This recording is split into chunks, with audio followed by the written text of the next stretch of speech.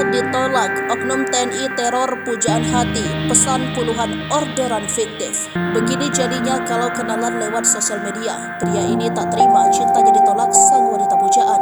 Seorang wanita berinisial AS menjadi sasaran teror order fiktif ojek online ke alamat rumahnya. Diduga wanita tersebut menolak cinta seorang pria yang dikenalinya melalui media sosial TikTok. Bermula ketika AS mengenal seorang pria di salah satu aplikasi media sosial. Pria tersebut diketahui berinisial WJS. AS mengatakan awalnya mengaku dirinya seorang anggota TNI. Karena penasaran, AS mencari tahu latar belakang dari WJS melalui aplikasi Get Contact. Saat diperiksa, AS terkejut jika WJS merupakan anggota security di salah satu gedung loading. Merasa ada yang janggal dengan WJS, AS mencoba berhenti berkomunikasi. Saat AS mulai berhenti berkomunikasi dengan WJS, pelaku menghubungi kembali AS dengan alasan ingin bertemu.